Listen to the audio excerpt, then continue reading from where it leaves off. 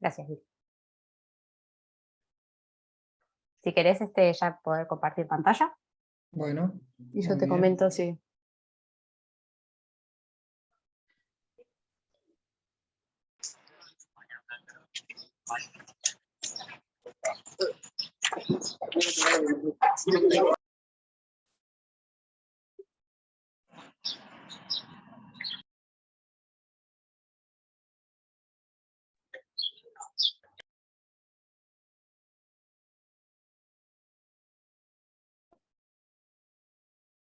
Sí, ahí se ve bien. Si querés Bueno, puedes moverlo un poquito más para este lado nomás. es que lo ajusto un poquito. Sí.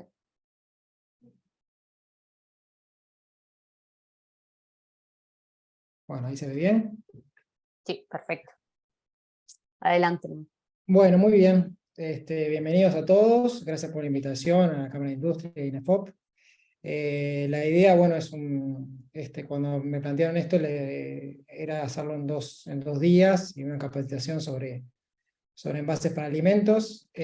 Así que, bueno, veamos el temario de lo que vamos a estar hablando. En el primer día la idea es, bueno, primero definir qué es un envase y qué tenemos que tener en cuenta. Y vamos a hablar un poco de los materiales que tenemos, los materiales tradicionales, como papel, vidrio, etc. Vamos a hacer una comparativa con los plásticos, que es un poco los que han ganado terreno ya hace años en todo el envasado de alimentos. Vamos a explicar por qué ganaron terreno y qué versatilidades tienen. Y bueno, y para eso nos tenemos que meter en los materiales mismos, así que vamos a hablar de resinas plásticas, qué son, caracterizarlas y explicar un poco las diferencias entre unas y otras. Y vamos a hablar de algunos envases plásticos rígidos y flexibles. Y en el caso de flexibles, hablar de films plásticos y las propiedades que tienen cada uno. La idea del primer día justamente es tener claro un poco las diferencias entre materiales, las opciones que tenemos a la hora de diseñar un envase, para después sí, en el segundo día ya ver cómo a partir de esos materiales puedo diseñar un envase que sea apto para el alimento que necesito envasar, ¿no?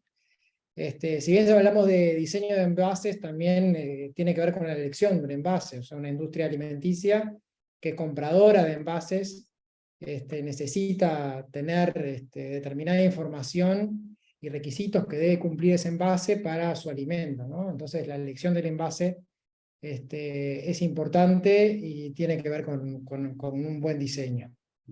Después vamos a hablar de bueno, los temas en boga, una aproximación a lo que son los bioplásticos, son plásticos biodegradables, y el reciclado de estos materiales. Vamos a ver envases, ejemplos de envases típicos en el mercado, que todos reconocen, y de qué están formados y por qué tienen esos materiales. Y las tendencias que se ven, ¿no? Tendencias a que se ven, sobre todo en los mercados desarrollados, en Europa y Estados Unidos, que bueno, tarde o temprano llegan. Así que bueno, empecemos primero por definir qué es un envase, ¿no? Un envase lo podemos definir como un recipiente destinado a contener el producto para protegerlo del deterioro, la contaminación del alimento, ¿no? Y podemos distinguir entre el envase primario, que es el envase que contiene al alimento, que es donde nos vamos a centrar en esta charla, es el más importante, y donde hay más variedad de diseño y de tipos de materiales. Pero también tenemos lo que llaman envase o embalaje, más que nada secundario, que serían las cajas, por ejemplo, de cartón, donde van esos envases primarios, y después lo que también se llama envase terciario, que ya tiene que ver con el paletizado. Al final del último día vamos a ver algunas tendencias que se están dando en estos envases también secundarios y terciarios, como algunas novedades, simplemente para que las conozcan y que bueno, en el día de mañana quizás algún proveedor los pueda auxiliar o ofrecerles esas opciones. Bien, entonces definidos los tres tipos de envases, vamos a ver qué es lo que tenemos que tener en cuenta a la hora de diseñar un envase o elegirlo. Esperen que voy a dar en primer lugar, la resistencia física y química del envase. Física porque bueno, tiene que soportar todos los procesos de envasado, de comercialización, de manipuleo, hasta que llegue al consumidor en un estado adecuado. Y química, porque bueno, para que pueda haber o no reacción del alimento con el material del envase, ¿no? Otro punto a tener en cuenta es la barrera que necesito para cumplir con la vida útil. O sea, un envase adecuado me va a dar una vida esperada, una vida útil esperada del alimento envasado. Si el envase no es adecuado, seguramente la vida útil sea menor y por tanto tenga pérdidas del producto por degradaciones, por oxidaciones o por lo que sea, lo que se ve afectado al producto. Eso lo vamos a ir viendo a lo largo de la charla. Pero esa barrera, le llamamos barrera justamente a la falta de permeabilidad del envase entre el alimento y el exterior, ¿no? El envase tiene que tener un buen sellado, con un COF ahí, es un coeficiente de fricción, o sea, el envase tiene que estar adecuado, bien sellado, pero además con características adecuadas para que sea fácilmente utilizable en una máquina envasadora, y también elastiva.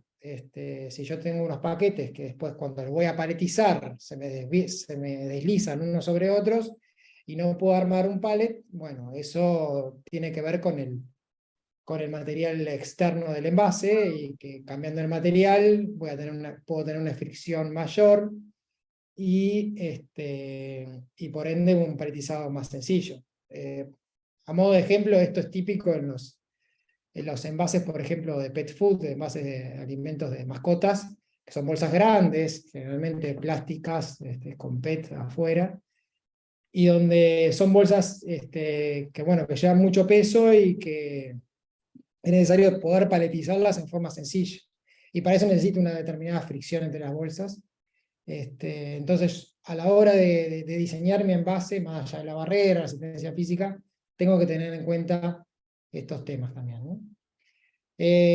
Bueno, después un tema de marketing, cómo quiero yo que mi envase luzca al consumidor, qué aspecto tenga y qué tan atractivo sea. Obviamente tiene que cumplir con todas las normas de seguridad alimentaria.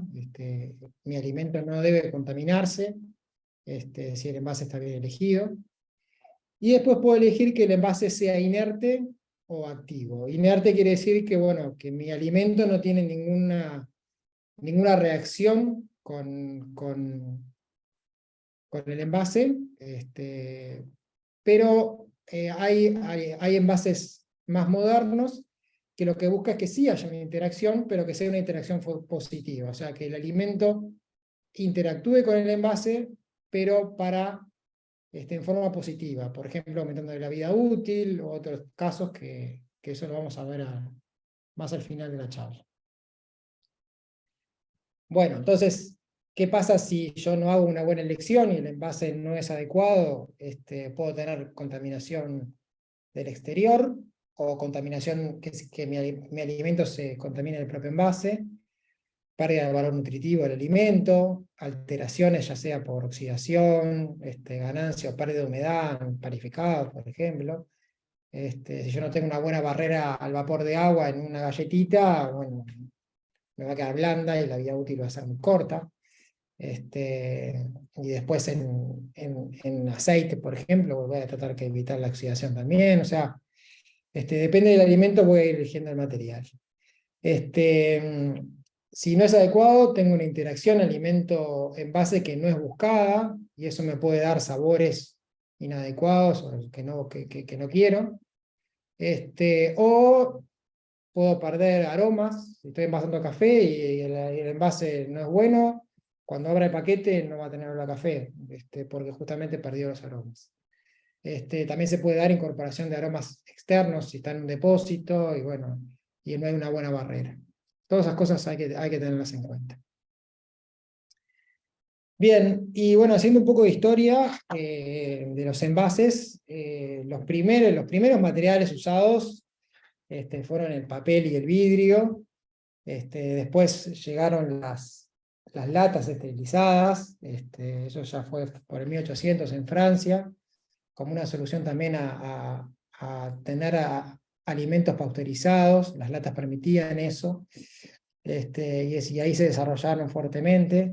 Después apareció el aluminio puro, como una alternativa a esas latas también. Y bueno, y sobre principios del siglo XX ya incurrieron los plásticos con desarrollos primeros incipientes, pero después que fueron apareciendo polímeros bastante fáciles de utilizar y con propiedades interesantes para el packaging, y bueno, fueron ganando terreno a los materiales tradicionales, ¿no? Entonces ahora vamos a ver un poco cada uno de estos, empezando por el papel, que es de los más viejos. Bueno, el papel lo que es una estructura molecular que está constituida por celulosa, lo saben bien por las plantas que tenemos acá en Uruguay, que se le agrega un encapado, que ese encapado lo que consiste es justamente permite alisar, digamos, la superficie, los pequeños valles y picos que tiene la celulosa, y permite justamente una superficie más lisa para tener posibilidad de impresiones o adhesivos, y bueno, y que sea útil, digamos, ¿no? Las caracterizaciones más importantes del papel, bueno, tienen que ver con el gramaje, que son los gramos por metro cuadrados, la dirección de la fibra, eso es importante, sobre todo si alguno trabajó en alguna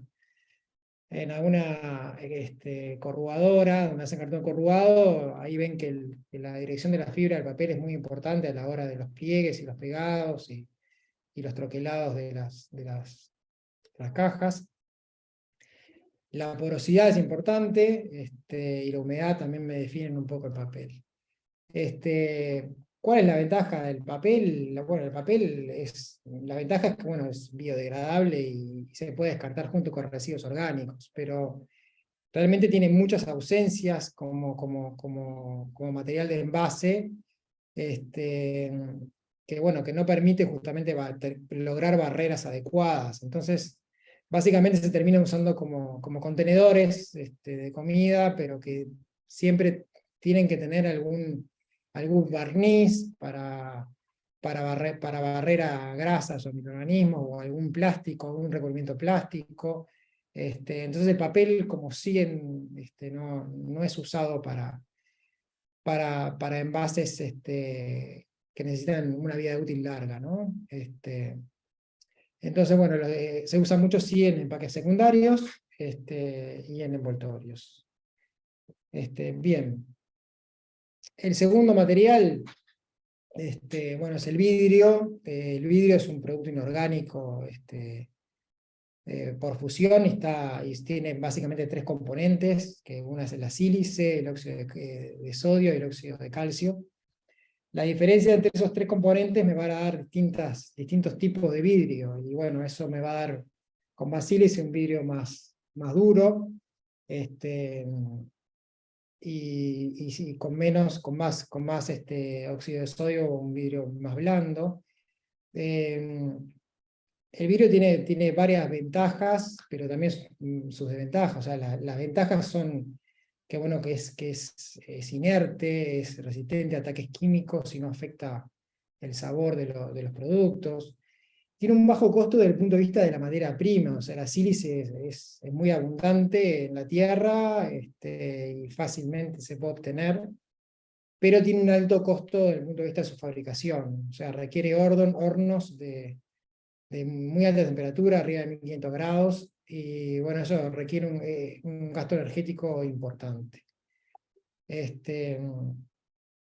Una contra es que, bueno, que es un alto peso, es un envase con mucho peso, entonces me requiere, para la comercialización me requiere mucha energía, fletes que van y vienen, y bueno, y muchos camiones que entran y salen de la empresa, y tiene una limitada resistencia al impacto, o sea, ustedes saben, bueno, ante un golpe se pueden romper, no tienen la flexibilidad de otros materiales, y eso es una de las principales desventajas. La hojalata o las latas, que es un poco el desarrollo que le sigue a estos materiales tradicionales. La hojalata es un material que básicamente es un acero base, que lo que tiene es un recubrimiento de estaño en las capas para evitar la corrosión, ¿no?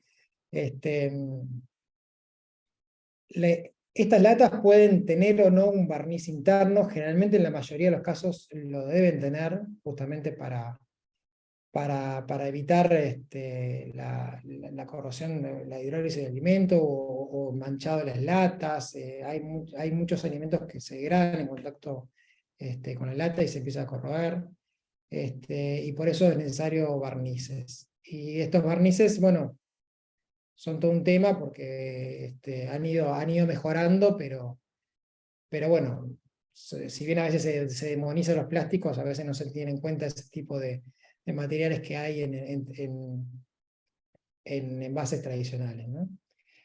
Como ventaja es una alta barrera a gases, se degrada naturalmente por corrosión, la lata termina degradándose naturalmente, sin problemas. El reciclado es relativamente fácil por su capacidad magnética, mediante imanes. En una planta de reciclado puedo separar la hojalata fácilmente por su contenido de hierro. Pero bueno, tiene una alta reactividad química, electroquímica, entonces inevitablemente a lo largo del tiempo se dan esos procesos, sobre todo en los lugares más críticos, que son los lugares de soldadura, ¿no? La soldadura lateral o la tapa y fondo. Y bueno, y respecto a los barnices, que es la diapositiva que le sigue,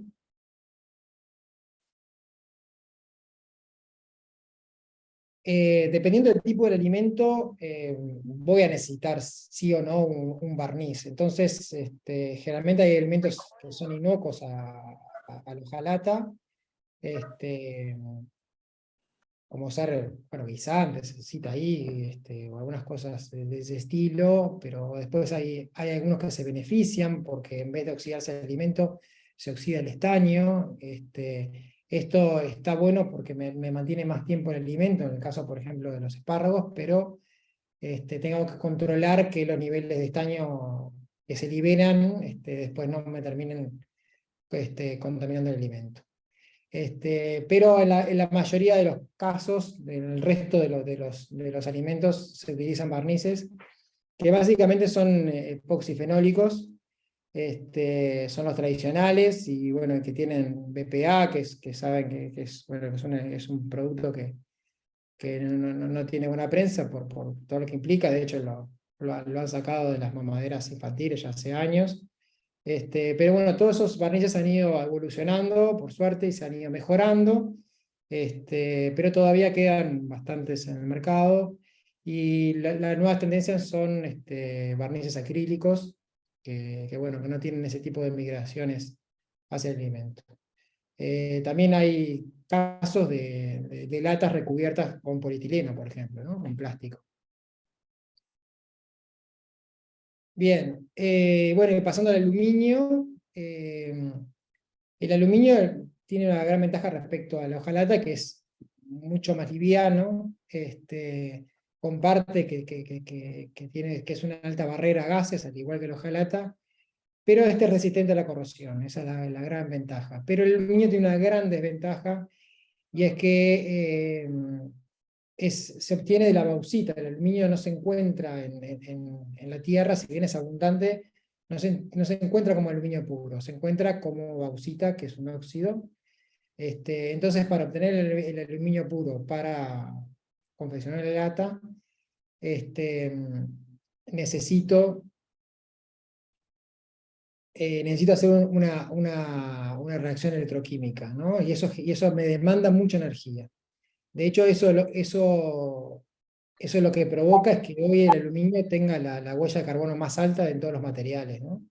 Tiene tanto requerimiento energético para su producción, que bueno, que me da una huella de carbono por encima de cualquier material que veamos para alimentos. Y bueno, lo que permite el aluminio que mejora de la hojalata es no solamente la posibilidad de los envases rígidos típicos, sino que también me permite semirrígidos como pomos, y también lo puedo transformar en un foil de aluminio para combinar con otros materiales. Y ese foil, bueno, tengo la misma barrera que tengo con los demás envases, ¿no? Entonces digo, si bien tiene sus ventajas, tiene sus contras, ¿no? Como todo. Y bueno, y por último, los plásticos, que es donde vamos a hacer más hincapié. Los plásticos es un material sintético, que bueno, que se descubrió para el principio del siglo XX, y que básicamente es una polimerización a partir de un monómero, ¿no? Un monómero ahí en este caso de la transparencia, el monómero es un etileno, y ese monómero es como se va enganchando en una cadena larga, larga, larga, y forma el polietileno, ¿no? Si nosotros, una forma bastante lúdica de pensar cómo son los plásticos, las moléculas de plásticos, es pensar en un plato de tallarines, ¿no? O sea, tengo cadenas muy largas, unas enroscadas sobre otras. Bueno, eso sería una forma de ver cómo son los plásticos, ¿no? Son cadenas muy largas, que se forman a partir de la unión de muchos monómeros, ¿no? El nombre de plástico viene de la plasticidad, que se refiere a la capacidad de deformarse sin llegar a romperse, ¿no? Bueno, entonces ustedes se preguntarán, viendo un poco todos los materiales que vimos, ¿por qué los plásticos han desplazado los materiales tradicionales? O sea, ¿por qué le han ganado tanto terreno desde que se iniciaron hasta el día de hoy? Y bueno, básicamente son varios los puntos a favor. Si bien tienen un gran punto en contra, que es la biodegradabilidad, tienen muchos puntos a favor, ¿no? El más importante, uno de los más importantes, es que tiene un menor costo por kilo envasado. O sea, el envase va a ser más barato que los demás envases de otros materiales. Además voy a tener menos material. De hecho, se han ido bajando, se han ido perfeccionando los envases, y para envasar el mismo producto hoy requiero mucho menos material. Y ahí tenemos un ejemplo de una botella de 1 litro de polietileno, por ejemplo, de 1 litro de detergente, pero puede ser de cualquier cosa, que desde los 70 hasta los 2000 hubo una reducción en la misma botella, usa un 64% menos de material. Eso es constante. Cada vez se obtienen mejores envases con menos material. Eso también, esta búsqueda también de menos material para el envase, ha provocado también la migración de los envases rígidos a los envases flexibles, que es lo que han tomado más importancia en los últimos años, con esa búsqueda de tener menos material y por tanto que tengan menos costo, ¿no? Los plásticos son inertes químicamente, con la mayoría de los alimentos, y tienen muy buena resistencia a la mecánica, ¿no? Esa flexibilidad y esa capacidad de formarse sin romperse le permiten justamente tener una buena resistencia mecánica para todo lo que es manipuleos. Y bueno, y a modo de ejemplo de esto que venimos hablando, de una comparativa, digamos, del material que usamos para un mismo envase. O sea, yo tengo un mismo alimento que lo voy a envasar en distintos envases. Bueno, para ese mismo alimento, en un doypack de plástico, tengo 6 gramos, y un costo cada 1000 envases de estos. Bueno, estos de hace unos años, esto varía todo el tiempo, pero en el momento que se hizo era de $28. con respecto, por ejemplo, a un vidrio de 180 gramos, con un costo de $111. En el medio está el papel, la lata, pero claramente la diferencia es muy importante. Y después, a modo para verlo desde el punto de vista de la comercialización, no solo desde el punto de vista del envase en sí mismo, este es un ejemplo de que, bueno, estoy envasando dulce en vidrio, estoy envasando dulce en un doy pack. Para la misma cantidad de dulce que estoy produciendo, voy a necesitar 26 camiones de envases de vidrio que me lleguen a fábrica contra un camión de flexible que llega. O sea, ahí es importante y ahí la huella de carbono pega fuerte, justamente en esta diferencia de pesos, ¿no? Bien, eso me da que tienen una menor huella ambiental con respecto a los tradicionales, tanto en unidades como en energía, como en gases de efecto invernadero. Estos son datos tomados de una publicación europea, creo que está ahí abajo, no sé si se ve bien, pero bueno, después podemos compartirlas. Y otra importancia que tienen los plásticos respecto a los materiales tradicionales es que me permiten mucha versatilidad de formas, ¿no? O sea, yo puedo tener una bolsa, un sobrecito, un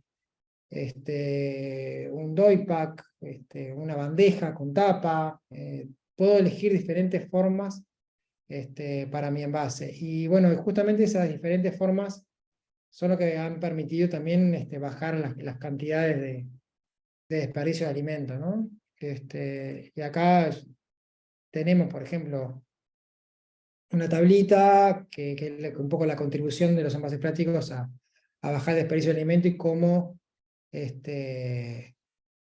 permiten justamente no, aumentar la vida útil, ¿no? Entonces, por ejemplo, en el caso de la carne, para citar uno, tenemos contra el envase original, que es una bandeja de espuma con una estrecha adherente. Si yo tengo un envase al vacío con barrera al oxígeno, bueno, tengo una extensión de vida útil de unos 30 días, ¿no? Entonces eso me va a permitir que el alimento esté más tiempo en góndola y por tanto menor desperdicio de alimentos, ¿no? Y así con otros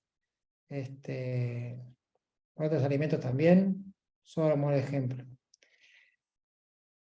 Y bueno, y si hacemos un análisis comparativo tipo semáforo, digamos, de los diferentes materiales, papel, vidrio, hojalata, aluminio, también está el foil de aluminio, por eso acá, el plástico y los bioplásticos, que vamos a ver más adelante, con las propiedades de cada uno, peso, resistencia mecánica, resistencia química, la barrera a gases, el costo, biodegradabilidad. Bueno, vemos que los plásticos ganan en varios sectores.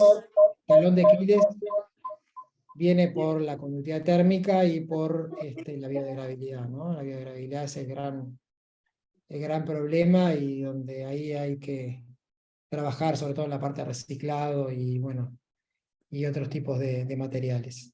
Pero bueno, esto es simplemente a modo comparativo para tener algo visual, ¿no? Bueno, entonces vamos a ver,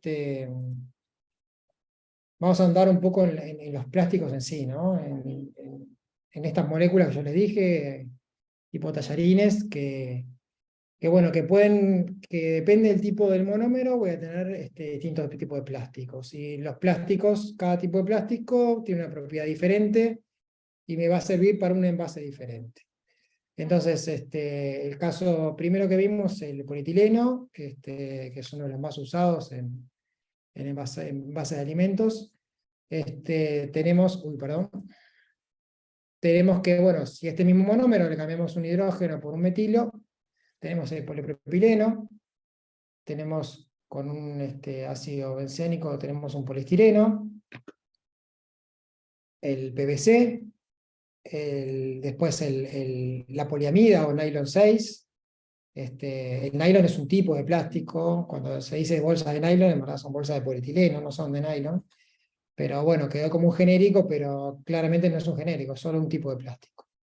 Y después el PET, que es el que vemos todos en las botellas de gaseosas o de agua. El polietileno está presente en infinidad de aplicaciones. El polipropileno también son de los más usados. El PET se usa mucho en botellas y también en films, en envases de mayonesa y de salsa de tomate. El poliestireno se usa sobre todo en potecitos, por ejemplo, de yogur, o que son termoformables. La poliamida se usa en envases de barrera, de media barrera. Y el PVC ha ido perdiendo un poco el uso. Lo que se ve hoy es el film que usamos en la cocina, digamos, estirable, para cuando nos sobra algo de comida, lo guardamos en la heladera. Bueno, eso es un film de PVC. Tiene algunas otras aplicaciones también, pero bueno, hay una controversia el tema sobre el PVC por la presencia de cloro, que bueno, hay disputas a favor y en contra. Después tenemos plásticos más complejos, que son plásticos que se llaman polímeros de barrera, ¿no? Acá tenemos el PVDC con 2 cloros en vez de 1, y el EVOH. Estos dos son plásticos que tienen polímeros que tienen muy buena barrera al oxígeno y al vapor de agua, entonces se van a utilizar mucho en envases justamente que necesitan esa producción, envases embutidos, cárnicos, quesos. Esos van a tener por lo menos algo de este polímero para que haga de barrera. Y después otro polímero de barrera, pero que no se usa en la industria alimenticia, pero sí en la industria farmacéutica, pero lo pongo porque es interesante, es el aclara, es un polímero bastante complejo, pero es un polímero con una altísima barrera a la humedad. Entonces se utiliza, por ejemplo, en medicamentos que requieren muy alta barrera a la humedad y que fácilmente se descomponen por la presencia de humedad. Bueno, ahí se utiliza el aclar como una alternativa. Y bueno, de todos estos plásticos se codifican en estas formas de reciclado, donde el PET es el más fácil de reciclar, y todos los que vimos, y 7 es otro tipo de plástico.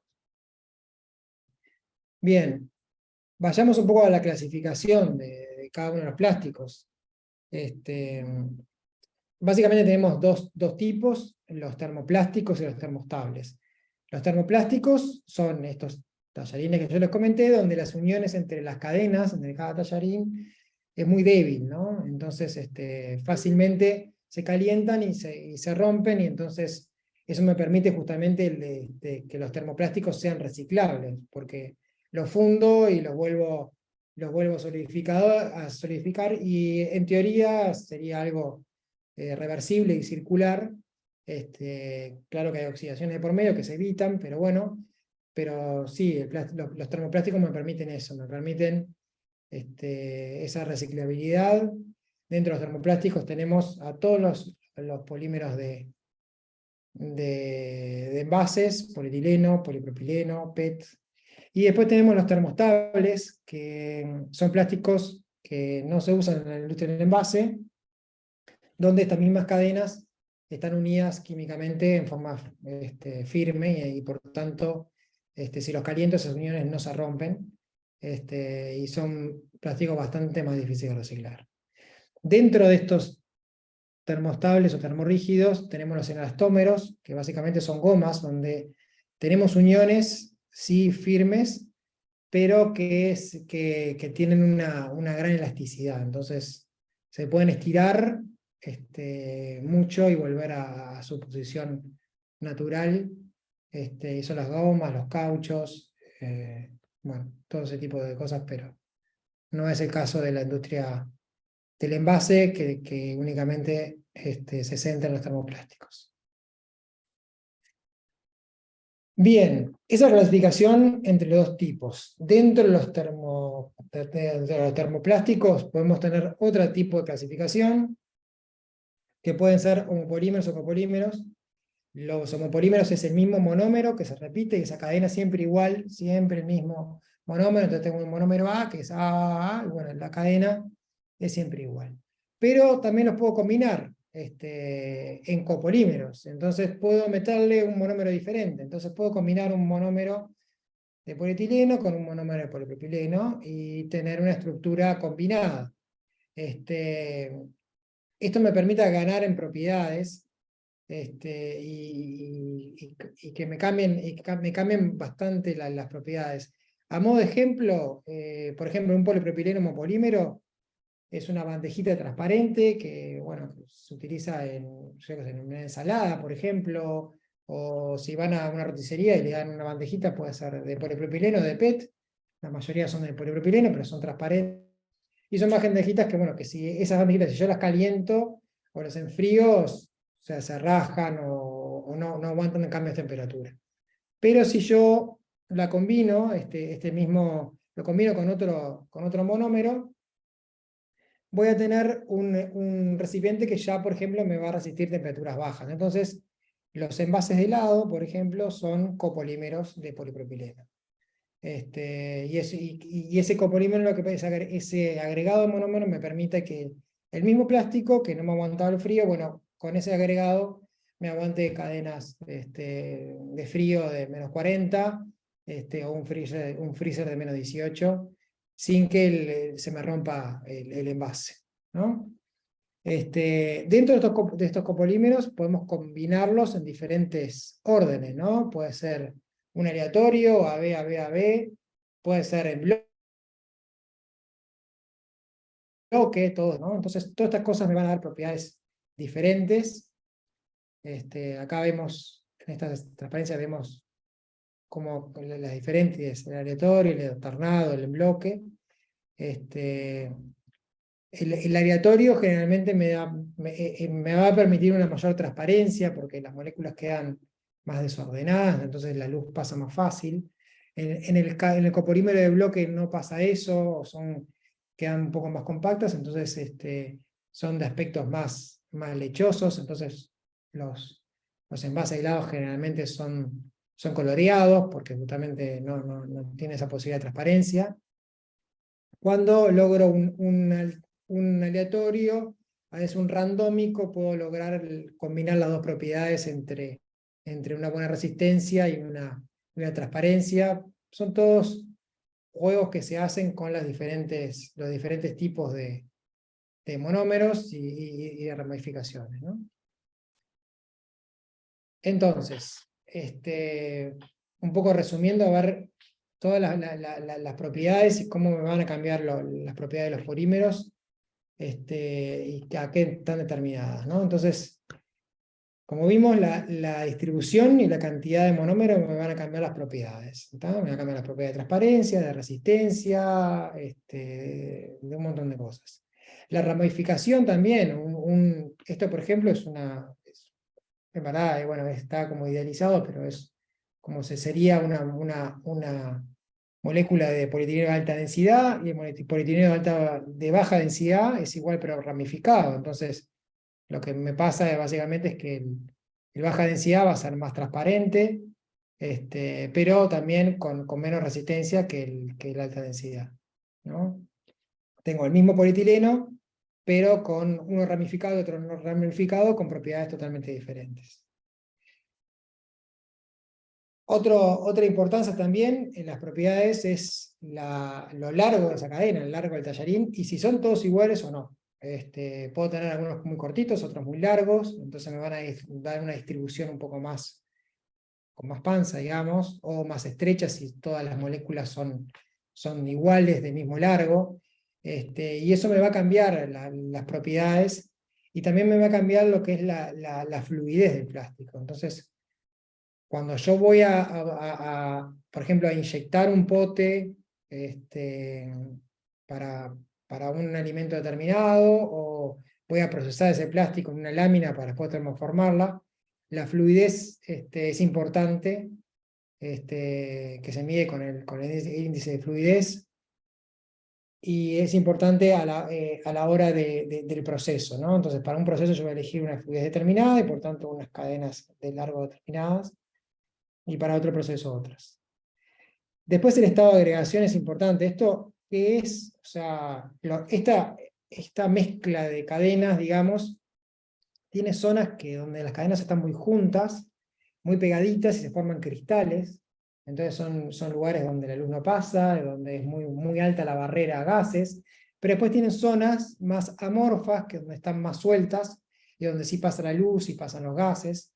Entonces, la cantidad de zonas de cristalización que tenga me va a cambiar completamente las propiedades. Entonces, un ejemplo de esto es, por ejemplo, una bandejita de PET, que es para una ensalada, por ejemplo, que se ve con una bandejita de PET con tapa, que pueden comprar en el supermercado, que es transparente, que bueno, es transparente, pero no resiste altas temperaturas o bajas temperaturas. Y después, eso sería el APET, que es transparente, y después tenemos el CPET, que es el mismo PET, pero cristalizado, ¿no? Cristalino, o sea, con una estado de agregación de más cristales. Esos generalmente son bandejas que se utilizan en comidas preparadas, que por ejemplo pueden ir al horno directamente, entonces me tienen que aguantar temperaturas muy altas de horno, para que la comida se caliente en la misma bandeja. Entonces, como vemos, cambios en las propiedades para el mismo polímero pueden ser importantes entre una y otra.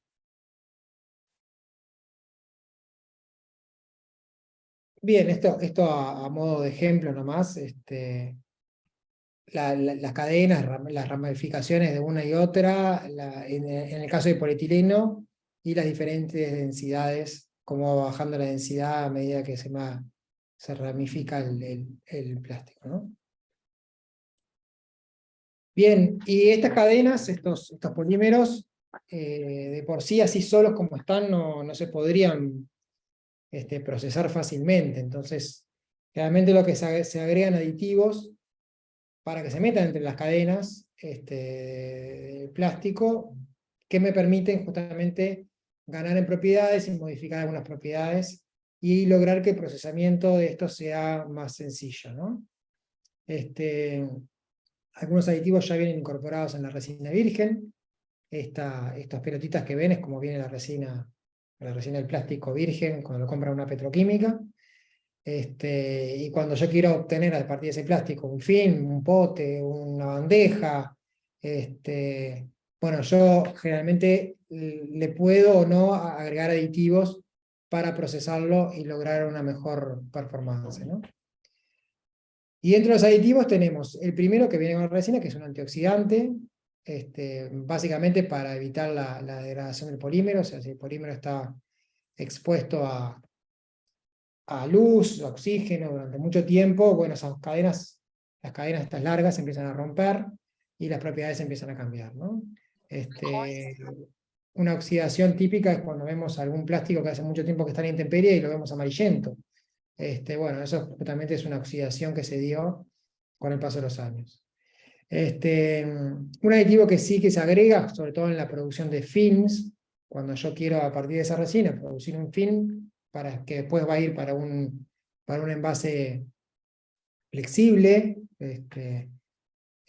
Bueno, ahí le voy a agregar generalmente se agrega anti-blocking, ¿no? El anti-blocking lo que permite justamente separar dos capas de plástico. Si yo produzco el film y ese film, una vez que lo estoy produciendo en la máquina, lo bobino y obtengo una bobina de película, esa bobina que está bajo presión, las capas de cada uno de los plásticos se van juntando mucho y no dejan libre una capa de aire. Bueno, eso se bloquea justamente por afinidad química de las cadenas entre una y otra, se acercan tanto que se terminan pegando, ¿no? Entonces lo que se hace es agregarles dentro de esas cadenas, así entreverado, alguna sílica o algún carbonato, que en verdad lo que hacen es me transforman esa superficie en rugosa. Entonces, al transformármela en rugosa, ya no van a estar tan juntas esas capas, y por tanto va a haber una capa de aire en el medio, y va a impedir el bloqueo. Otro aditivo que se agrega es un aditivo deslizante. Los plásticos los aditivos deslizantes son moléculas que tienen una parte polar y una parte apolar. Como ustedes saben, los plásticos son aislantes, son apolares, por eso también se cargan de estática. Entonces, cuando yo le agrego en la mezcla, cuando estoy procesando un film, un pote o lo que sea, cuando le agrego en la mezcla una molécula que tiene una parte polar y una parte apolar, la parte polar va a querer salir del plástico y va a migrar, ¿no? Y se va a ir yendo a la superficie, ¿no? Se va a ir acumulando en la superficie, mientras la parte polar, que es la colita, digamos, de esta molécula, queda dentro del plástico, ¿tá? Eso lo que me permite justamente es que cambiar la fricción que va a tener el plástico, y esto es importante en las envasadoras, ¿no? En las envasadoras automáticas. El plástico tiene, o sea, el envase tiene que poder deslizar para tener un buen llenado. Si yo no le agrego, no tiene un aditivo deslizante, seguramente se me frene la película o el pote o lo que sea, se me frene la máquina envasadora, y bueno, me dé problemas, ¿no? Entonces, con ese agregado deslizante, permito que el coeficiente de fricción, que está graficado acá, caiga notoriamente y por lo tanto se deslice fácilmente, y esto me ayuda en el envasado del alimento. Bien. Otro aditivo importante es el antiestático. El antiestático, al igual que el deslizante, también son moléculas que tienen una parte polar y una apolar. Básicamente el antiestático lo que hace es sacarle esa naturaleza aislante que tiene el plástico, ¿no? El plástico, al ser aislante, se carga fácilmente de estática, y por tanto en procesos, en una envasadora o algo, vamos a tener descargas de estática, porque justamente está cargado el material, y bueno, eso genera muchas complicaciones. Para evitar eso, se agregan este tipo de aditivos que migran también a la superficie, al igual que el otro. Y lo que hacen es toman contacto con la capa de vapor de agua que hay en el ambiente. Esa capa de vapor de agua se va a formar, o sea, por atracción, la parte polar con la molécula de agua, se va a formar una película que es imperceptible, pero una película de agua que me permite la descarga de estática. Eso es muy importante, y de hecho, cuando se ven estos casos son en climas muy secos. Y un día visitan una planta envasadora en un lugar muy seco, donde no hay mucha humedad, ven problemas de estática en el envasado, justamente porque a pesar de migrar, no hay suficiente agua en el ambiente, en el aire, para hacer esa descarga. Entonces, bueno, ahí se apelan a otras soluciones, pero es un caso interesante a ver. Bien, y bueno, y por último, en lo que respecta a aditivos, tenemos lo que se llama master batch, que básicamente son colorantes, ¿no? Son pigmentos que están generalmente envueltos también en algunas cadenas plásticas que permiten una mayor dispersión. A veces se agrega un pigmento líquido nomás, por ejemplo en el caso de las botellas de agua, a veces se agrega directamente el pigmento líquido en la misma conformación del envase. Pero en películas o en otro tipo de aplicaciones es más común el uso de master batch, que como digo son pigmentos en plástico, digamos, que permiten colorear simplemente el material. Bien, hasta acá lo que son aditivos, o sea, vimos lo que son los plásticos, los tipos de plásticos, las diferencias, la aditivación que tiene cada uno de los plásticos y para qué se hace. Y bueno, y viendo los envases, entonces hoy un poco aterrizando en lo que son los envases plásticos, los materiales, los podemos clasificar en dos grandes grupos, que son los rígidos o los flexibles, ¿no? Entonces, los rígidos se obtienen por procesos como inyección, soplado y termoformado, que ahora lo vamos a ver.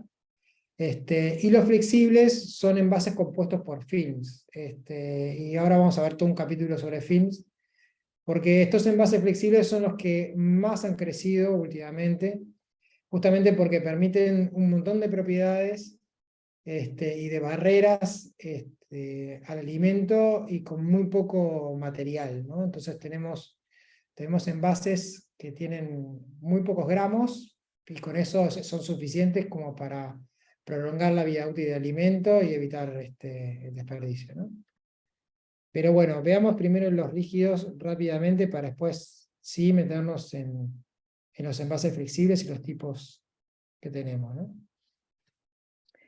Uno de los envases rígidos más comunes son los potes que se hacen por inyección. O sea, ahí estaba el ejemplo del pote de helado. Básicamente es una tolva donde se agrega la resina y un tornillo que bueno, calienta el plástico, lo funde y lo empuja hacia una matriz que tiene la forma del envase. Entonces el plástico fundido, que en rojo, va hacia el molde y toma la forma del envase, ¿no? Luego eso se enfría, se abre el molde y bueno, y tenemos el envase, ¿no? Para este tipo de aplicaciones generalmente se usan índices de fluidez altos. O sea, ¿qué quiere decir un índice de fluidez alto? Quiere decir que el plástico tiene que llegar rápidamente a todos lados. O sea, si son moldes complejos, con paredes finitas, bueno, tiene que a partir de un punto, que es el punto de inyección, dispersarse rápidamente a todo lo largo del molde. Entonces para eso se necesitan que tengan una alta fluidez ese tipo de plástico. ¿Tá? Y de ese modo se obtienen los envases, este tipo de envases rígidos. Otro tipo de envase rígido es un soplado de botellas, por ejemplo, botellas de alta densidad para shampoo, no sé, o cualquier otra aplicación. Tenemos la misma tolva con un tornillo también, igual, que se va a inyectar el plástico en un molde que forma una manga que después cierra el molde. O sea, el molde está abierto, la manga se extruda, cae la manga, generalmente con gravedad, se cierra el molde y se sopla el envase, se agrega aire y así el envase se pega a las paredes, tomando la forma del molde, se enfría y se libera. A diferencia del moldeo por inyección, en este caso la fluidez es baja, ya que la manga esta si no se caería. Si fuera una fluidez muy alta, no se forma la manga, sino que se cae completamente. Entonces ahí se necesitan fluideces, plásticos con una fluidez baja. Pero es un típico ejemplo de botellas para distintas aplicaciones. Y el tercer envase rígido es el termoformado, que en verdad lo que se hace es el mismo proceso acá de inyección y tornillo. Lo que hace es extruir una lámina, ¿no? Una lámina, y esa lámina, una vez extrudada, se puede bobinar y después se calienta y se termoforma, logrando la forma de la bandeja, ¿no? Esto para potes y para bandejas es el proceso más usado.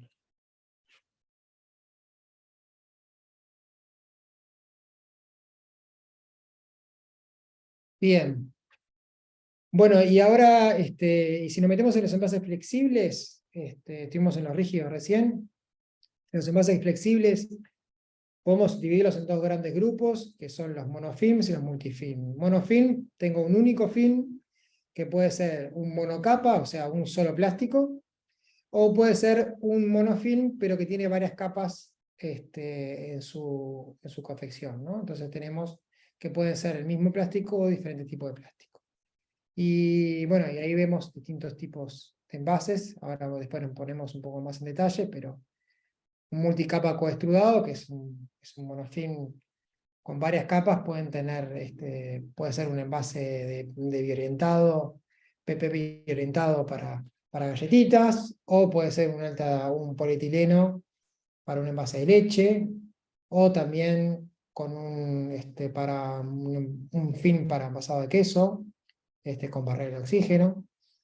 Esto es lo que respecta a los monofilm. Y los multifilm, que generalmente se llaman laminados, básicamente son dos films que se pegan, ¿no?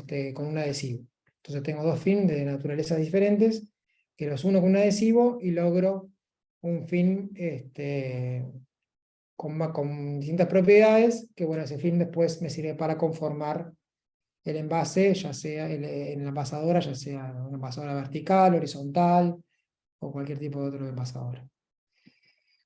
Bien, y la diferencia entonces en el proceso, como vimos anteriormente, el proceso, a ver si volvemos a la anterior, o sea, el proceso va a ser una extrusión, también por un tornillo, una tolva y un tornillo, pero en este caso, en el caso de la coextrusión, voy a tener varias extrusoras que me van a alimentar hacia un único film, entonces eso me permite que cada extrusora sea una capa del film.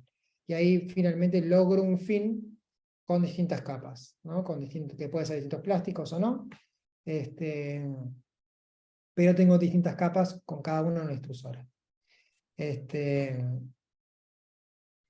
Cuando se utilizan diferentes resinas, diferentes polímeros, y algunos no es compatibles con otros, bueno, en el medio tiene que ir un polímero que se llama polímero TIE o polímeros adhesivos serían, que me permiten justamente dos polímeros que son incompatibles para que se unan en un fin, unirlos entre sí. O sea, hace de adhesivo, pero en una misma extrusión, y es otro polímero diferente.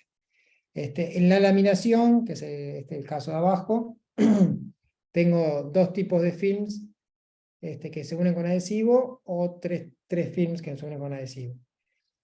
La ventaja que tiene la laminación con respecto a la otra es que me permite tener procesos previos, ¿no? Entonces, por ejemplo, puedo imprimir un film y después laminarlo a otro film, y de esa manera me queda la impresión oculta, ¿no? El film es transparente, se ve la impresión, pero la tinta no está en contacto ni con el exterior ni con el interior. Eso en el caso de la construcción no es posible. Y otra ventaja de la laminación es que me permite combinar distintos materiales, no solamente plástico. Puedo combinar un film plástico con un foil de aluminio, por ejemplo, o con un papel, para conformar distintos tipos de envases. Perdón, una Bien. duda. ¿Sí? ¿Alguna duda hasta acá? Ahí en la anterior, en el caso de la coextrusión, no me queda ¿Sí? claro si el film queda en capas también, los distintos, Sí, los distintos polímeros. quedan en capas, lo que pasa que tú o sea, al final lo que tenés es un único film, pero tenés distintas capas.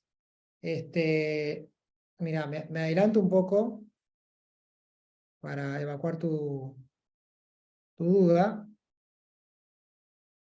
y te muestro una foto que en verdad es una foto de microscopio de un film coextrudado multicapa. Acá tenés, por ejemplo, ¿no? Esto es un único film, pero que tiene 9 capas, ¿no?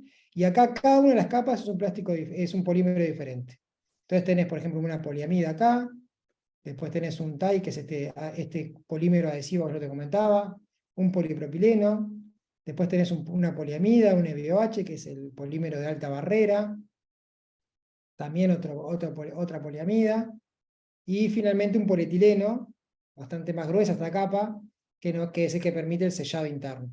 Esto por ejemplo, es un film que es por ejemplo, para una tapa de salchichas, ¿no? O sea, este es un único film que tiene muchas capas y con diferentes polímeros, pero además diferentes espesores uno de otro. Bien, gracias. Por nada. ¿Alguna otra pregunta?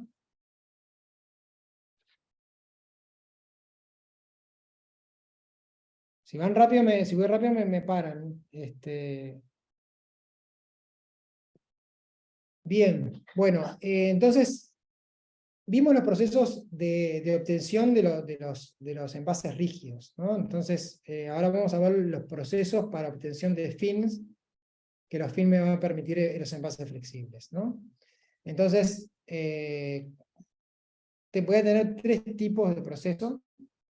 En todos, al igual que los demás, tengo una tolva con un tornillo. Los tornillos son todos diferentes según el tipo de plástico, todo lo que quieran, pero la idea es siempre la misma. Se funde, se plastifica y se extruda, sale el plástico fundido hacia diferentes opciones, ¿no?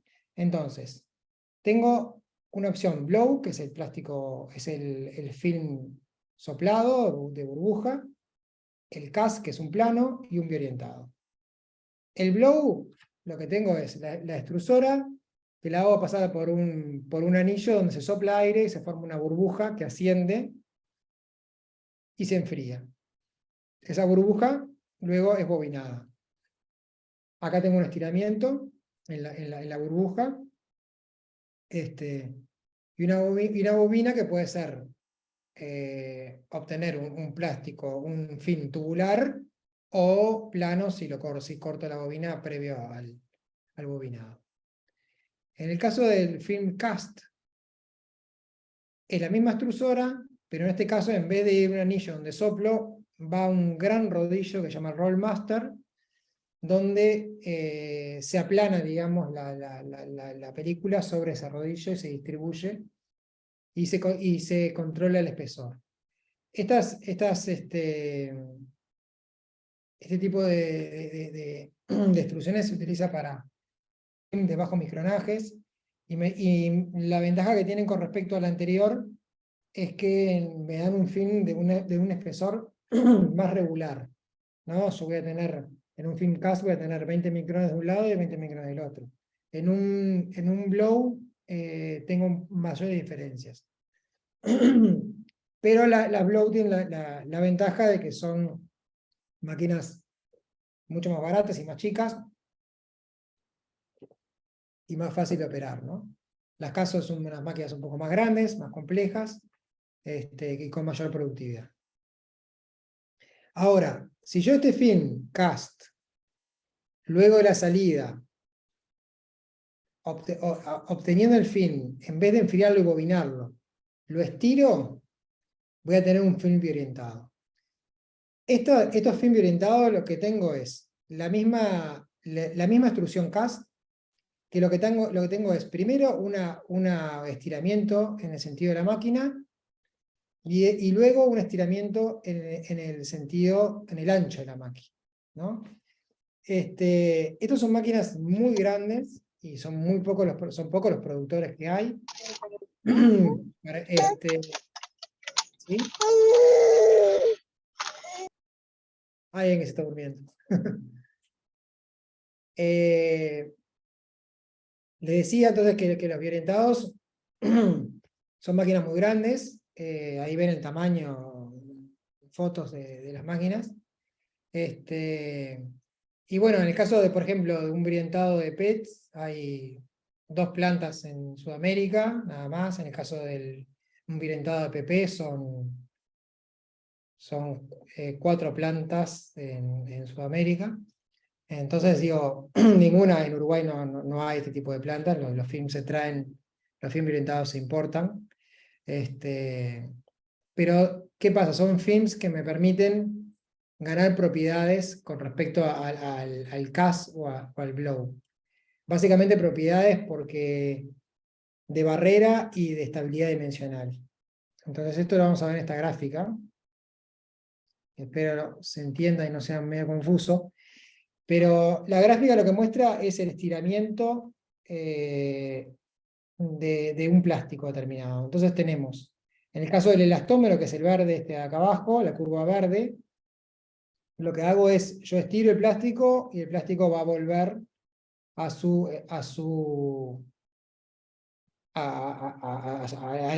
la dimensión inicial, digamos, ¿no? Pero en el caso de los flexibles, lo que tengo un hombro acá, que una vez que logro determinado estiramiento, después logro una estabilidad en la deformación.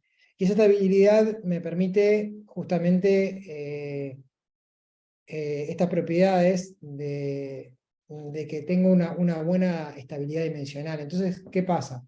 Lo que hice básicamente es físicamente logré orientar las cadenas estas largas.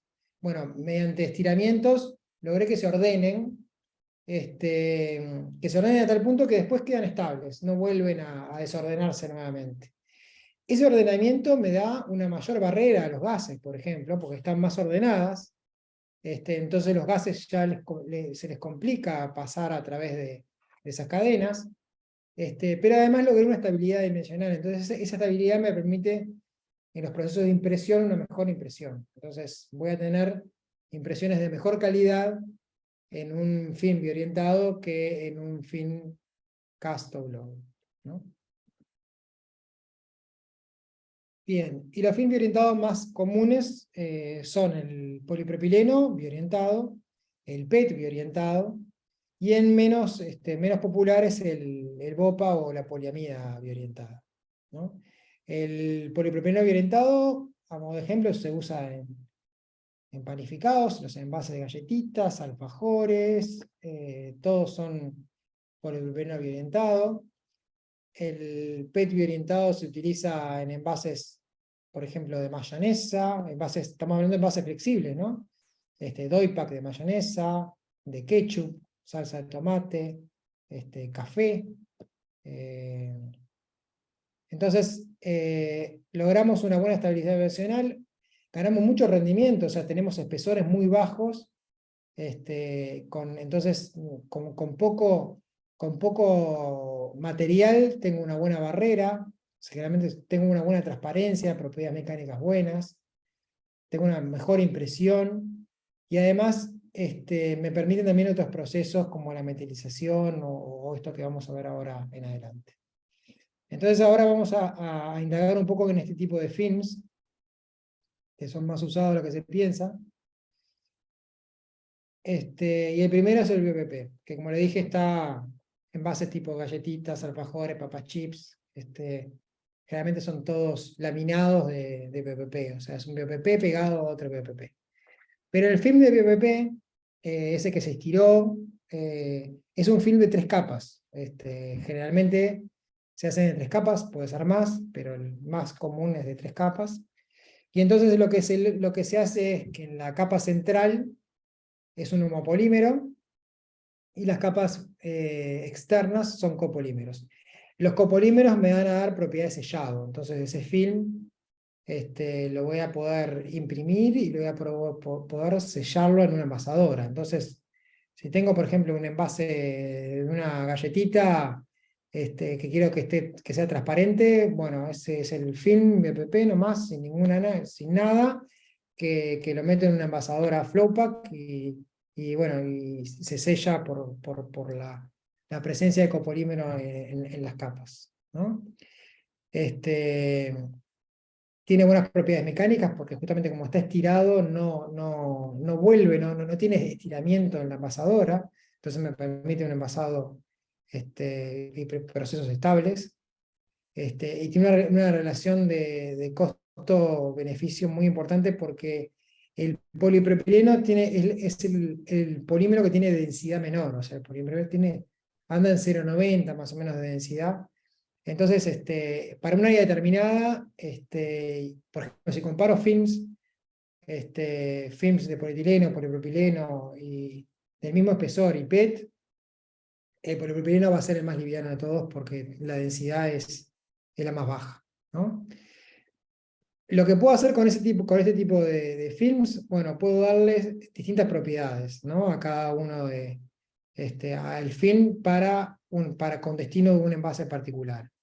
Entonces, si vemos, estos son las 3 capas, ¿no? De cada uno de los films. Podemos tener un film transparente, termosellable en ambas caras, un film común de BPP. Podemos tener un film, a ese film, por ejemplo, podemos hacerle una metalización, o sea, en verdad lo que se hace es sublimar aluminio en una de las capas, entonces voy a tener una capa que va a estar aluminizada y me va a dar una alta barrera, barrera a la luz, barrera al oxígeno y al vapor de agua. Entonces, este tipo de, por ejemplo, un BPP metalizado se utiliza en envase de papas chips, por ejemplo. En vez de utilizar un foil de aluminio, que es mucho más caro, utilizo un BPP metalizado. Y esa metalización se hace mediante en una cámara de vacío, o sea, el film se hace pasar por una cámara de vacío donde tengo aluminio sublimado, o sea, tengo una barra de aluminio sólido que a alta temperatura y alto vacío, se vaporiza y ese vapor se pega por estática al film y entonces obtengo un film metalizado. Después pues, puedo tener otro tipo de tratamientos. Puedo, por ejemplo, darle un tratamiento mate a la superficie, puedo darle un tratamiento simil paper a la superficie del material que va a ser impreso para dar un aspecto visual diferente. Puedo también meterle aire en la capa central, entonces bajarle aún más la densidad y aumentar aún más el rendimiento. Entonces paso de una densidad de 0,91 a una densidad de 0,66, 0,70. Acá lo que logro es que la capa de homopolímero tenga mini burbujas de aire, entonces la densidad va a ser mayor y además tengo un aspecto distinto visual, ¿no? Porque la luz incide diferente por la presencia de aire y tengo un aspecto visual. Y bueno, a modo de ejemplo de esto, si ustedes comieron un palito de Conaprole, un palito de agua, por ejemplo, y abren el film, adentro van a ver que es un blanco que parece metalizado. Bueno, eso es un blanco parlado.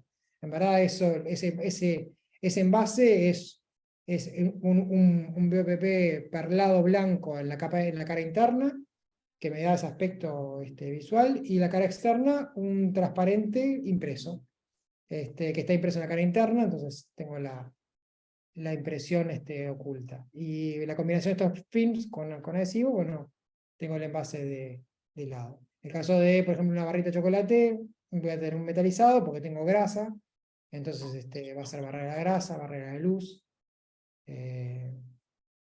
Y acá estamos hablando de BOPP y BOPP, nada más. Bien, sigamos. Estos BOPP, estos films, o sea, son plásticos que están aditivados, como vimos, y lo que me permite tener 3 capas es aditivar en la capa que me interesa. Entonces, usar la mínima cantidad posible de aditivo, ¿no? Entonces, el anti-blocking lo voy a usar en las capas externas, porque lo que quiero es justamente generar esa capa de aire para que no se me bloqueen las bobinas. No tiene sentido agregarlo en toda la masa, sino solamente en la capa interna. Entonces voy a agregar muy poquito de anti-blocking. Además, las capas externas son el 5%, o sea, tenemos generalmente el 90% del espesor es en la capa central y 5% cada capa externa. El deslizante sí lo agrego en la capa interna y externa porque quiero que migre, que vaya migrando, justamente para darle esa propiedad de deslizamiento, al igual que el antiestático, que también va a migrar para tener contacto con la película de agua, como vimos, y hacer la descarga estática. ¿Tá? Eso me va a permitir la descarga estática, un envasado sin problemas. Bien, y bueno, y en el caso del BOPET, es un PET orientado. La diferencia con el polipropileno es que tiene una densidad mucho mayor, pero también tiene una resistencia mecánica mucho mayor, y es barrera al oxígeno, que el PPP no lo es. Si bien es una barrera no alta, pero es una barrera que para determinados materiales es suficiente. Es barrera a grasa y aromas, entonces es un material que se utiliza en envasado de productos que tienen aromas, café, té o lo que sea. O sea, voy a necesitar un BOPET para justamente evitar la pérdida de aromas. Y al igual que el BBP, se puede metalizar, se puede darle distintos aspectos, mate, se pueden poner coatings con los productos de barrera, bueno, un sinfín de aplicaciones, ¿no? Y bueno, y por último, una comparativa entre los distintos films, polipropileno y BPP. Acá tenemos las propiedades: espesor, rendimiento, brillo, tensión superficial, COF y la permeabilidad al agua y al oxígeno. El primero de los BPP es un transparente común. Después tengo uno de mayor COF, o sea, menos deslizamiento para algunos paquetes que son necesarios. Esto, por ejemplo, se usa mucho en pastas de fideo, por ejemplo, cuando yo necesito apilar los envases de fideo flexibles, para que no se me deslicen todo el tiempo y pueda armar el pallet, o que sea más fácil de manejar. El tercero es un mate, después tengo un metalizado, un parlado y un blanco. Y en el caso del PET, acá tengo el primero que es un transparente común, uno que tiene un coating de PVC, o sea, acá se le agrega un polímero. Un coating es como una pintura, ¿no? O sea, lo que hago es pinto ese film con un polímero, con una solución de PVC, y que me permite una alta barrera, ¿no? Ganar barrera a la humedad y al oxígeno. También puedo metalizarlo, y también, y bueno, este es un metalizado de alta barrera. Lo que sí, estos films de PET de alta barrera, metalizados de alta barrera, han venido mejorando su calidad en cuanto a la cantidad de metal y a la barrera en sí, y han ido reemplazando al foil de aluminio, ¿no? Un envase, por ejemplo, esa salsa de tomate, que típico, que era, por ejemplo, en la cara externa un PET transparente, con un foil de aluminio en el medio, y después tenía un polietileno sellante en la cara interna. En la barrera, la película Barrera, sacan el foil de aluminio y meten un BOPET. Eso me permite tener el mismo plástico en el externo y en la cara de barrera, y además tener una barrera muy similar al foil de aluminio. ¿No? Bien.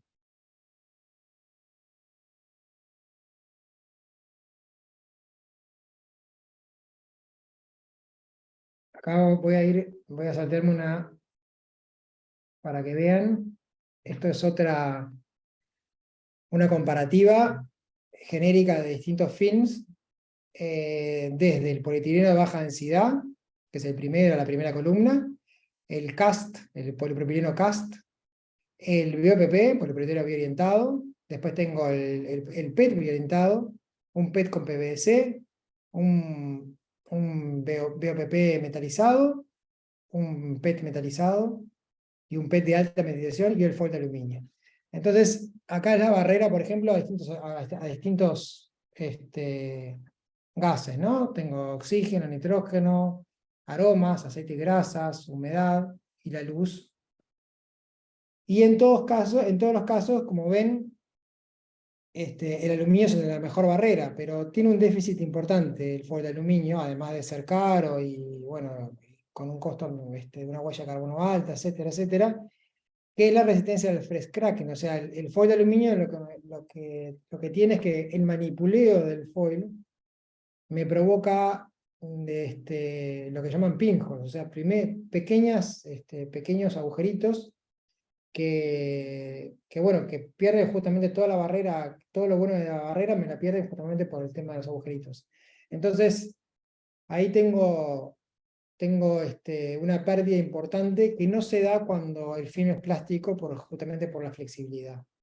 Entonces, acá lo que le decía, en la penúltima columna, tenemos el PET metalizado de alta barrera, bueno, que reemplaza el foil de aluminio en esas aplicaciones donde se requieren altas barreras, ¿no? Bien.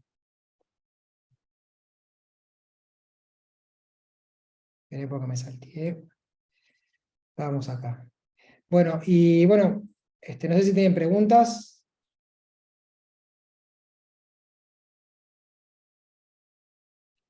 Si tienen alguna pregunta, pueden abrir el micrófono y consultar, no hay ningún problema.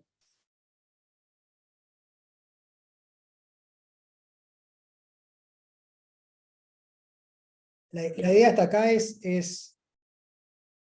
vimos todo lo que son los tipos de materiales, pasamos por los plásticos, pasamos por los films, vimos los materiales tradicionales también. La idea es ya en la segunda clase ir al diseño del envase, ¿no? Conocemos los materiales, bueno, ¿qué necesitamos para el diseño? Y bueno, y un poco a modo de adelanto, Esto lo vamos a especificar más en la clase próxima. Pero bueno, ¿qué necesito yo? Información yo ahora conozco los materiales, bien. Bueno, ¿qué información necesito yo para diseñar mi envase, para mi alimento?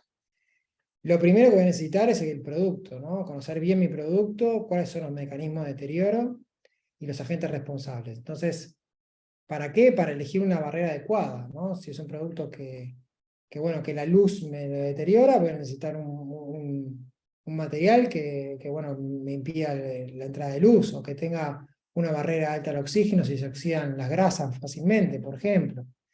Etcétera, ¿no? O sea, debo conocer primero bien mi producto y después con los materiales que yo conozco, ver qué puedo elegir.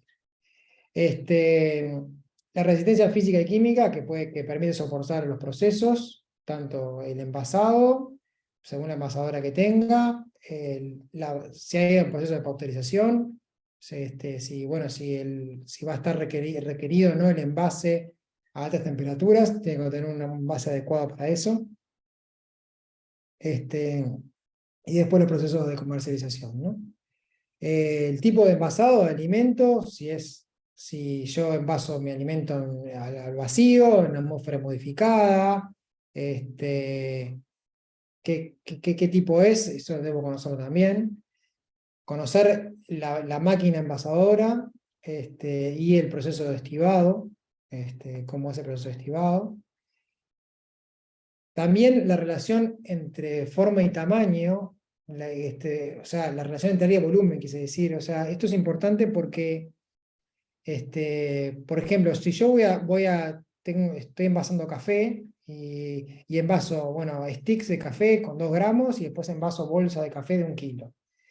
La relación que tengo entre el área y el volumen en cada uno de los casos es totalmente diferente, ¿no? El stick voy a tener un área muchísimo más grande para un volumen de alimento mucho menor. Y por tanto, va a estar mucho más expuesto el stick a la permeabilidad de gases o al ambiente que una bolsa de 1 kilo.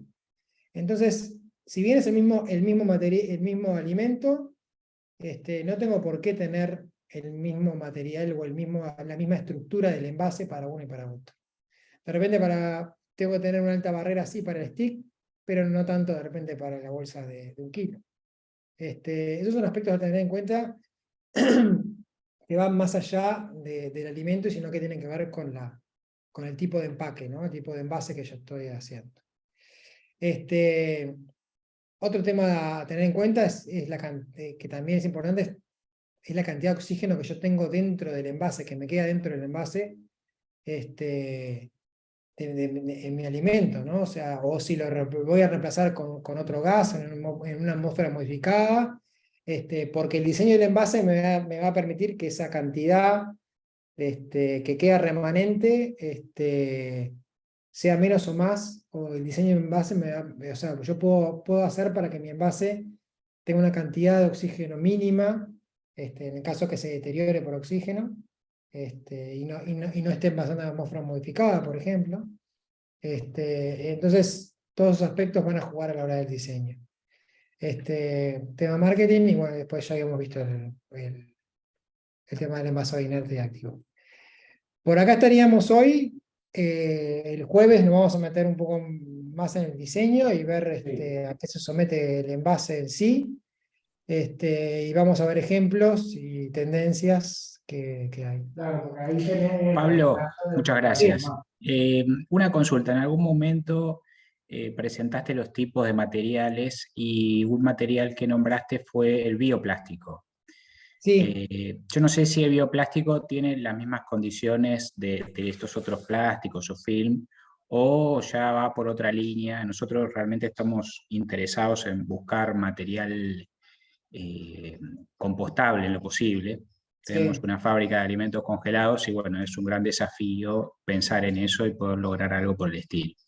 No sé si eso se va a ver en la próxima reunión o es algo para desarrollar ya más particularmente, ¿no? No, sí, mi idea justamente, voy a hablar de bioplásticos, al final Básicamente porque hay informaciones erróneas en el mercado sobre los bioplásticos. O sea, los bioplásticos en verdad es un desarrollo bastante novedoso, y los bioplásticos hoy no se utilizan como envases de barrera. Básicamente se están utilizando como, o sea, no se logran todas las performances que tienen los plásticos tradicionales, por ahora, ¿no? No quiere decir que se están desarrollando continuamente, y la cantidad de bioplástico comparado con la oferta de plásticos es mínima, ¿no? Pero los bioplásticos están más apuntados o a envases secundarios o a capas externas, pero no a capas en contacto directo con el alimento. Muchos bioplásticos, justamente al ser compostables, si un alimento tiene agua o tiene, o sea, naturalmente, el bioplástico, eso lo toma también como un lugar apto para biodegradarse. Que en algunos casos se da y en otros casos no. Y también hay que sacar un poco el mito de que los bioplásticos son biodegradables todos, porque para que sean biodegradables tiene que haber condiciones para degradarse. Entonces un bioplástico, por ejemplo, los bioplásticos en el océano no tienen una degradación, no está comprobada una degradación como se espera en un compost industrial. Y de hecho algunos bioplásticos, por ejemplo, hoy las bolsas de supermercado típicas que tenemos todos, que es un PHA o un PLA, esos se descomponen muy bien en compost industrial, pero nosotros no tenemos plantas de compost industrial. El compost industrial se descompone en condiciones de humedad y temperaturas determinadas. Y eso no lo obtenés en el ambiente. Si la tirás en la tierra, ahí en el fondo de tu casa, seguramente se fragmente por la luz y eso, así como se puede fragmentar un plástico. Pero lo que vas a tener son microplásticos, no vas a tener una degradación. Sí, pero desapareció, sí, pero no lo estás viendo, pero está. Era una de las cosas que pasaba, por ejemplo, pasó mucho en un momento, no sé si se acuerdan, pero en un momento estaban de onda los oxodegradables. O sea, había muchas bolsas de supermercado que decían, esta bolsa es bio-oxodegradable o oxodegradable. Era una bolsa de polietileno de alta densidad común, que lo que se le agregaron son unos aditivos, y los aditivos en presencia de luz y oxígeno lo que hacían era fragmentar las cadenas del plástico. ¿Tá? Las fragmentaban. Pero lo que hacían era cambiarle el tamaño, ¿no? Entonces, vos la dejabas en el ambiente y esa bolsa sí se terminaba destruyendo, pero en verdad lo que tenías microplásticos al final y no tenías... O sea, lo que hacías era dispersar la contaminación en vez de tenerla retenida en una bolsa. Entonces, por eso que se terminaban prohibiendo. De hecho, se prohibieron muchísimo antes en otros mercados, ¿no? Europa lo prohibió de forma casi inmediata al comprobar que justamente la destrucción en esas cadenas más chicas, esas cadenas no las tomaban los microorganismos como alimento y por tanto no se podían degradar. Entonces quedaban ahí. Entonces, es un terreno un poco que hay que saber dónde meterse, ¿no? Los plásticos tienen muy mala prensa, pero básicamente la mala prensa es porque nosotros hacemos las cosas mal, no los disponemos donde debemos disponerlos, no hay plantas recicladas como deberían haber, no clasificamos los residuos, o sea, es un tema bastante más complejo, ¿no? Pero los bioplásticos, yo te diría que es incipiente y no son la panacea. De hecho, por ejemplo, en mercados desarrollados apuntan a los bioplásticos para los plásticos de un solo consumo, yo qué sé, para, no sé, cubiertos, platos, que después los tirás con comida. Y que además en Europa van a las plantas de compostaje, que no es nuestro caso. Pero bueno, para ese caso, los bioplásticos están usados. Pero para otro tipo de envases, donde hay contacto directo con el alimento, y donde vos tenés que asegurar una vida útil de tu alimento, durante un periodo determinado y que le llegue bien al cliente, ahí se apuesta al reciclado. Y vamos a ver algo de reciclado mecánico, reciclado químico.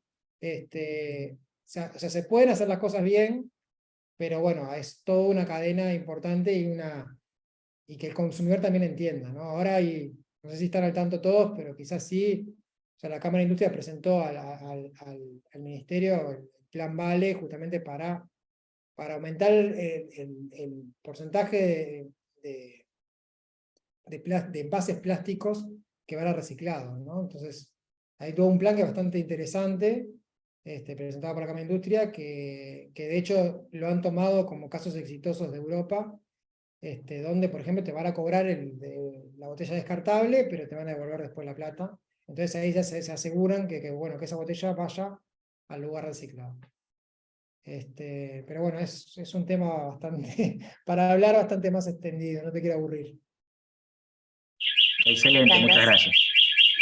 Pablo, Fiorella acá, Fiorella Bañato. Yo tenía una Hola. consulta que hice por chat, pero no podía activar el audio antes. Estuvo súper interesante la charla, sobre todo por el tema de conservar la vida útil, que decía de los alimentos, las barreras, etcétera, etcétera. A mí quería saber un poco más, si se va a hablar después o algo con respecto a lo que tiene que ver con la contaminación del producto, o sea, del plástico hacia el producto, la migración hacia el producto. No sé Sí. si eso se va a hablar en algún momento. Vamos a ver en la próxima clase, solo a modo de adelanto. Te muestro esta transparencia, que son un poco los intercambios, las interacciones que hay entre el producto, el envase y el medio ambiente. Entonces, si Bien. ves las flechitas en azul, tenés que hay sí, materiales que migran del envase hacia el alimento, y hay materiales que van del alimento al envase, ¿no? Que se llama absorción. Bueno, Bien. la migración, lo vamos a ver, la migración te determina justamente que se te contamine o no el alimento.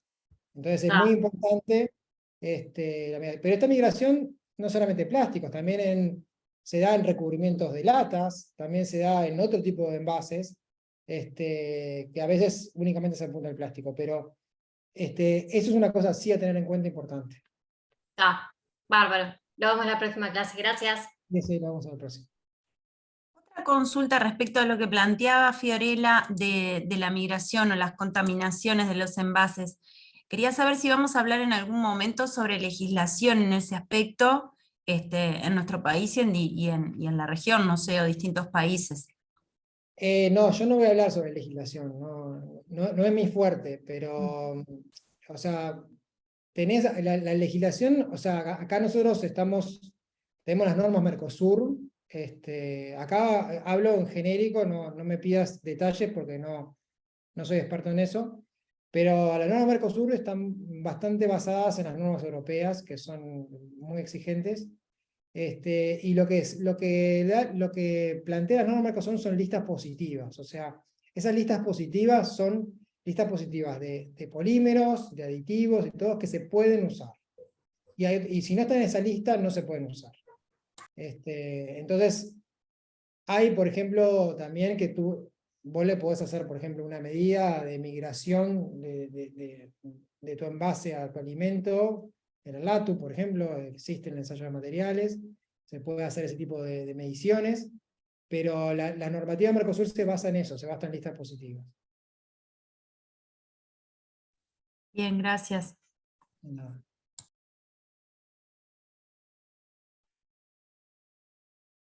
Muchas gracias por las preguntas. No sé si hay alguna consulta más.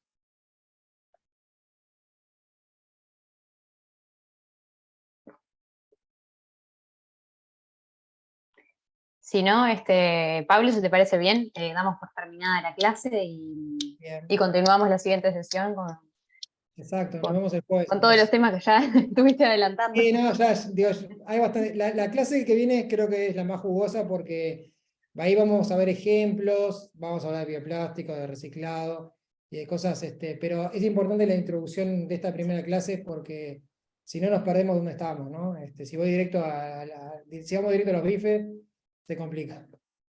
Tal cual. Bien, bien de bien. Bueno, muchísimas gracias a todos por participar. Los esperamos el jueves. Yo el mismo jueves